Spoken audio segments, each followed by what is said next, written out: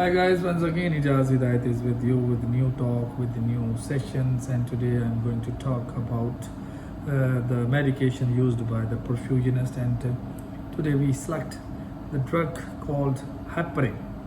Heparin is the most common drug used by the perfusionist on a heartline machine. So what is the function of the heparin? Heparin is the medication which keep the blood thin. As you know, we are the perfusionist and we drain intravascular volume from the body into the oxygenator, into the reservoir.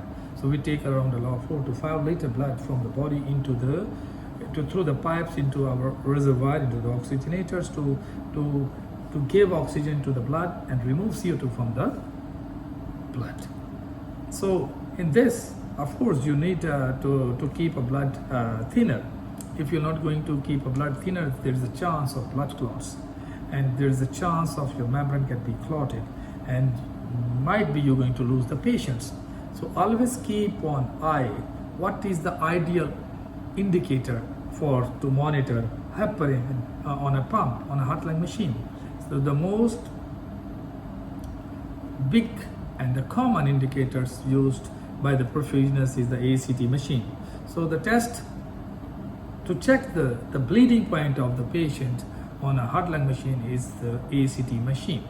So we'll talk heparin. What is the ideal dose of heparin?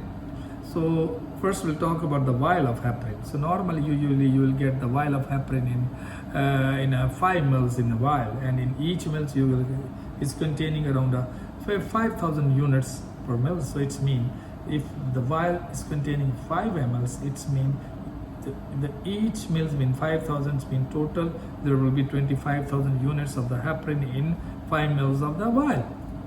So as per the hospitals, your protocols, most commonly the dose is prior to go on a pump, prior to cannulate the patients, is around 300 to 400 units per kilograms.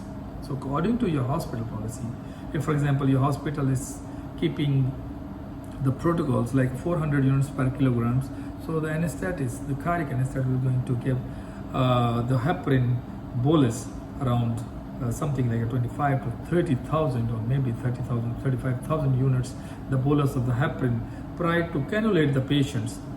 So once the cardiac anesthetist will going to give a heparin, and after giving the heparin, around after 3 to 4 minutes or maybe 5 minutes, you will going to check the ACT sample. And the ACT sample by given by the anesthetist to you, and you will going to check the bleeding point of the patients. So what is the ideal bleeding point of the patients?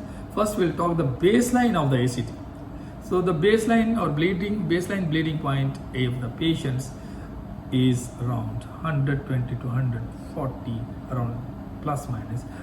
The seconds 100 to 20 to 130 or 50 seconds is the baseline heparin of the ACT. So the target is to keep 3 times more than your baseline. So the common average is for on a heartline machine, on a bypass, you need to keep around above than 450 seconds of the ACT value. So ACT mean activated clotting timer. So mean it is the bleeding timer points in a seconds.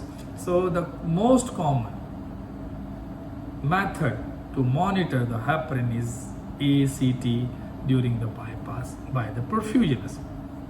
So once the cardiac anesthetist give a bolus of heparin, you check your ACT. Once your ACT reach to 300 seconds, the perfusionist announce to the surgeon they can use the pump sucker. So they can suck the blood from the cavity into the reservoir, and they allow to surgeon they can cannulate the patients like aortic and venous cannulation they can perform. But to go on a bypass, you need at least 450 seconds. So once you reach to 450 seconds and above, you can initiate your cardiopulmonary bypass through the heartline machine. Guys, question is here. For example, your baseline is 150 seconds, and you, from your cardiac anesthetist, he gave a bolus, or he or she gave a bolus of heparin, and after 4 to 5 minutes, she gave you a sample to check the ACT. But if your ACTs didn't reach up to 200 seconds, and it stopped. What can be the reasons? What can be the causes that your ACT is not improving to till the target? So number one, maybe your vial is expired. So always remember the JCA protocols. You have to, prior to open your vial, you need to check the expiry date, you need to check the manufacturing, and you have to put initial on the vial and the time of the vial that you have taken, and always have a double check with the other alternate person prior to inject a blood the vial, inject a medication from the vial. So maybe your vial is expired. Number two, maybe the dose is not enough. Number three, maybe the time the person who is injecting the heparin to the patient is not going, the route is not proper. So instead of going to the patient, maybe it is draw back into the table, operation table.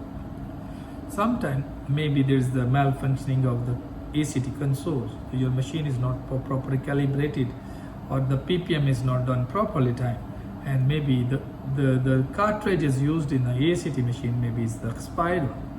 So you have to go through according to that. If your ACT cartridge is okay, your machine's function is proper and fully calibrated, the dose is proper enough given, the route is okay, if it's still your ACT point is not reaching to the target, it's mean, as you know, the heparin is going to bind with antithrombin factor. So if there is a deficiency of the antithrombin 3 factor, your heparin will not going to work, and your ACT level will not reach to the target. So to reach to the target, of course, then you need to give 2 points of FFP. So FFP means fresh frozen plasma. So you need to give a fresh frozen plasma to the patients to increase the antithrombin 3 factor. And after giving the FFP, you can recheck your ACT level, and it will going to improve. 100 will surely going to improve. So once your ACT improves to 450 seconds, you can initiate your bypass.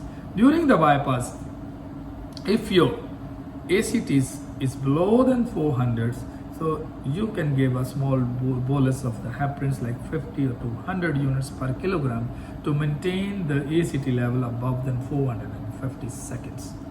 Why we need to keep 450 seconds and above? To prevent clotting formation, to prevent the efficiency of your oxygenator. By clotting, there is a chance of decreasing the efficiency of your oxygenator, and it can create, if you make an ignorance in this type of things, there is a chance you will going to face a violation situation, disaster situation. So always safety checks.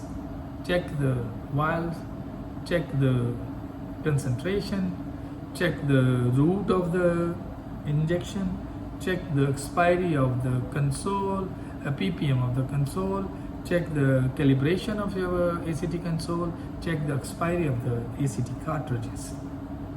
Guys, this video is for newcomers, this video is for learner, this video is for you who are interested to listen about the cardiac surgery and listen about the role of the perfusions during cardiopulmonary bypass procedure. Have a nice and good day. Take care. Bye bye.